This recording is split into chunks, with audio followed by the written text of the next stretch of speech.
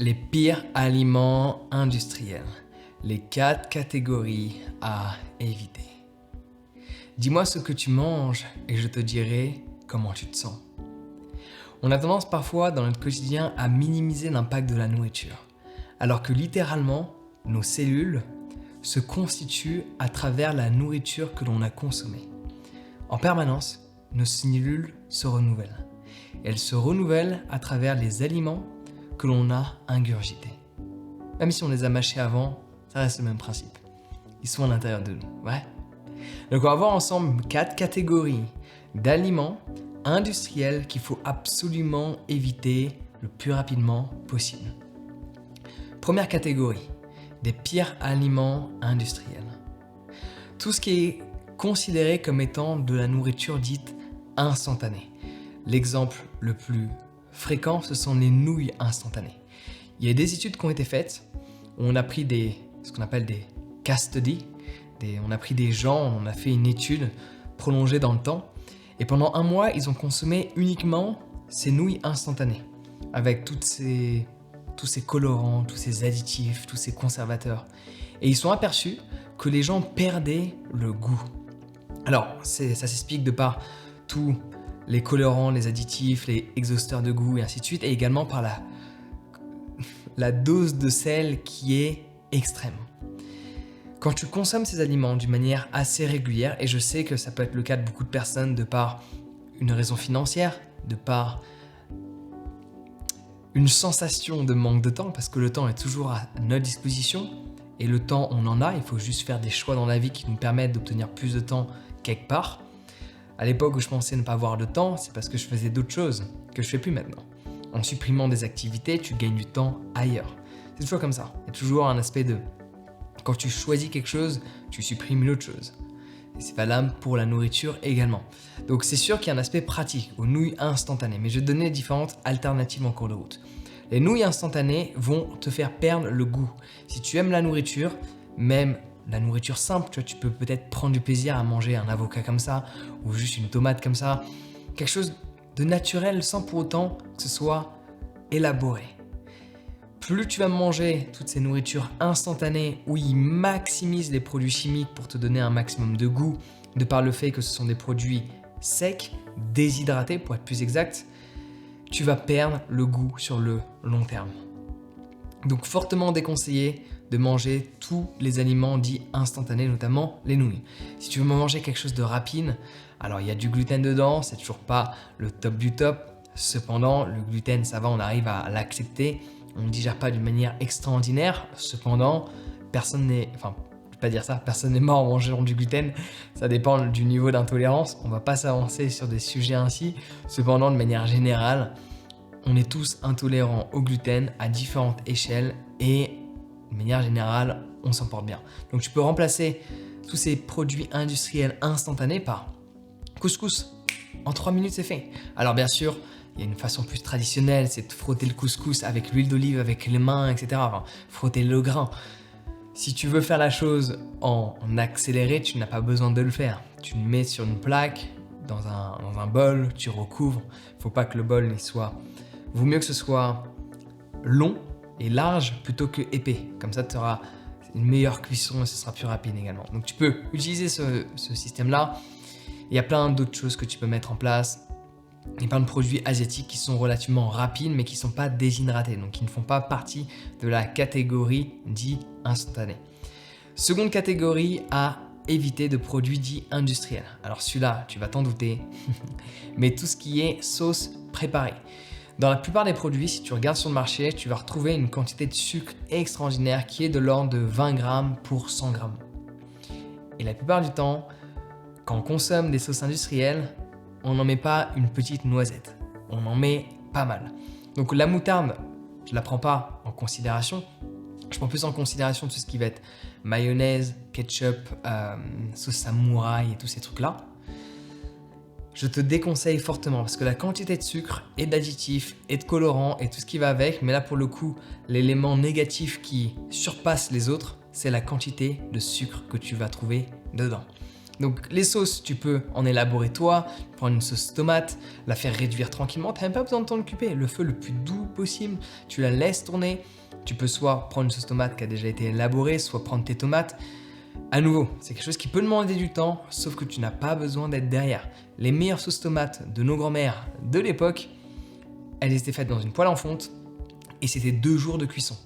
Bien sûr, il y a des méthodes un peu plus accélérées, mais tu ne pourras jamais avoir exactement le même goût si tu le fais en accéléré. Le problème, à l'heure d'aujourd'hui, c'est qu'il n'y a pas... Les gens veulent rapidement, mais ils veulent la même qualité. Tu ne pourras jamais avoir, jusqu'à présent, il n'y a pas d'autre solution, avoir autant de nutriments dans un aliment si tu le cuis plus vite. Pour conserver les aliments au maximum, il faut que la cuisson soit la plus lente possible et la moins chaude possible. On n'a pas trouvé d'autres alternatives. Et au niveau du goût, plus, et ça, toutes nos grand-mères, elles le savent, et elles nous l'ont montré, elles nous l'ont fait goûter à travers des soupers, des veloutés ou des sauces, plus ça cuit lentement, plus ça cuit longtemps, plus il y a de goût. C'est pour ça qu'en général, il y a cette phrase qui dit « oui, réchauffer c'est meilleur ». Pourquoi ? Parce qu'on fait perdurer la libération des saveurs des aliments. Donc il faut parfois accepter que ça prenne un peu de temps. Après, tu peux créer des sauces tomates diverses et variées, en mélangeant sauce tomate avec pourquoi pas des clous de girofle, ou sauce tomate avec du cumin, ou sauce tomate avec différentes épices indiennes. Et avec la même base, en juste changeant une épice, tu peux avoir des sauces complètement différentes les unes des autres et qui sont extrêmement rapides à effectuer. Mais évite les sauces industrielles, c'est vraiment pas bon pour toi.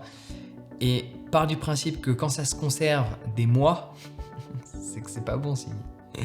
Souviens-toi de cette astuce. Si ça se conserve pendant des mois, c'est pas bon signe. Troisième catégorie d'ingrédients industriels à éviter dans ton alimentation. Tout ce qui va être soda. Alors, d'une manière générale, parce que forcément, un soda, c'est une boisson industrielle, gazeuse, donc d'une manière générale très sucrée. Mais il y a des sodas qui sont un peu mieux que d'autres. Parce que forcément, en général, il y a des additifs et ainsi de suite. Tu retrouves ça dans tous les produits industriels. Mais l'élément sur lequel je veux appuyer, c'est les sodas sans sucre. Parce qu'il y en a de plus en plus, parce qu'il y a plein de gens qui ont pris en considération l'impact négatif sucré des sodas. Et donc forcément, ils se disent, bon bah allez, du coup, je vais prendre sans sucre, zéro sucre, sucre allégé et ainsi de suite. Afin de ne plus avoir ce qu'ils considèrent comme étant l'aspect négatif de l'aliment en question. D'ailleurs, on ne peut pas appeler un soda un aliment, il faut le mettre dans une autre catégorie. Sauf que, qui dit sans sucre, dit aspartame. Alors je sais qu'il n'y a aucune étude à proprement parler qui parle de la preuve que c'est pas bon pour le cerveau, parce que forcément la plupart des études sont faites par les lobbies qu'il y a derrière. Donc pour l'aspartame, on ne sait pas trop. Il y a des suppositions, mais il y en a beaucoup. Que ça pourrait créer des cailloux de sang et ainsi de suite. Et bien sûr, les cailloux de sang, c'est difficile à prouver, comme tu t'en doutes, parce que ça peut se balader partout. Et c'est difficile de retracer la cause du caillou de sang. Sauf à la limite quand il y a un accident, il y a un choc. Là, on sait que le caillou de sang a été créé par le choc en question. Mais d'une manière générale, c'est difficile de retrouver la trace d'un caillou de sang. Okay ? Donc l'aspartame, il vaut mieux s'en méfier. Je peux avoir tort. D'autres études peuvent avoir tort. Cependant, quand c'est louche, autant s'en méfier. Comme ça, on sait qu'on ira bien. Donc évite les sodas d'une manière générale parce que cela ne t'apporte rien en termes de nutriments. Et évite surtout, si à la limite de temps en temps tu veux te faire plaisir, prends un soda avec du sucre. Et va utiliser les calories que tu as absorbées, va faire du sport, va brûler ce sucre. Mais évite tous les sodas à zéro sucre. À bannir complètement, juste pour éviter d'avoir de mauvaises surprises dans l'avenir. Quatrième catégorie d'aliments industriels à éviter, toutes les charcuteries. Alors de manière générale, tu sais que la viande rouge, c'est pas bon pour la santé. La viande blanche, on peut débattre. Par contre, la charcuterie, il n'y a pas à débattre. Tu as près de 45 grammes de graisse pour 100 grammes de charcuterie. C'est considérable. Et tu peux le voir, le monde devient de plus en plus obèse, le monde a de plus en plus de problèmes de santé reliés au surpoids, reliés à la masse graisseuse. De plus en plus de gens ont plus de 30% de masse de graisse corporelle. Énormément de personnes ont un taux de graisse viscérale extrêmement élevé. et la charcuterie est un élément qui augmente considérablement ta graisse corporelle et ta graisse viscérale. Donc, éliminer ce type d'aliment, même si cela te fait plaisir, il faut toujours que tu te poses la question. Ça me fait plaisir, mais est-ce que ça me ferait plaisir d'avoir des artères bloquées de par la viande rouge, surtout qui a séché? Est-ce que ça me fait plaisir d'avoir des problèmes reliés à un excédent de graisse? Tous les problèmes qui peuvent s'en suivre. Et parfois, il faut mesurer la chose. J'ai un plaisir d'un instant, mais est-ce que je veux impacter ma vie sur l'avenir? Parfois, on peut l'accepter. Chaque personne doit faire son propre choix. Mais parfois, on doit se poser la question et se dire, est-ce vraiment nécessaire? Je te prends un exemple particulier. J'ai pas une grosse allergie, cependant j'ai quand même une allergie aux noisettes, une allergie aux noix, aux macadamia, et j'adore ça. J'adore ça. Et pendant longtemps, les noisettes, du coup j'en mangeais 3 parce que plus de 3, ça commence à picoter, mais j'adore ça. Maintenant, j'ai pris la décision de ne plus en manger et juste de trouver quelque chose d'autre qui m'apporte ce plaisir quand j'ai envie d'un petit goût un peu à la noisette. Parce que je mets plus d'importance au fait que mon corps se sente bien qu'un plaisir instantané. Parce que je mets plus d'importance sur ma vie qu'un instant de ma vie. Ça m'a répété ça. Quand tu mets plus d'importance sur ta vie, du coup ta santé, plutôt qu'un instant de plaisir, un instant de vie, à ce moment-là, tu peux perdurer, faire en sorte que ta vie se passe à merveille et tu trouveras toujours d'autres plaisirs pour remplacer les plaisirs que tu avais qui, pour le coup, certains d'entre eux ne t'étaient pas extrêmement bénéfiques. Donc ce que je te propose, c'est de télécharger mon guide de recettes. On a créé un guide de recettes avec un chef, avec 7 recettes pour le matin, 7 pour le midi, 7 pour le soir, des trucs très simples que tu peux mettre en place qui vont être vraiment bons pour toi. Apprendre à cuisiner, c'est une valeur sûre, c'est une compétence essentielle pour être en bonne santé. Donc tu peux télécharger ton guide de recettes qui est totalement gratuit, le lien est dans la description, ça se prend soin de toi et passe une excellente journée.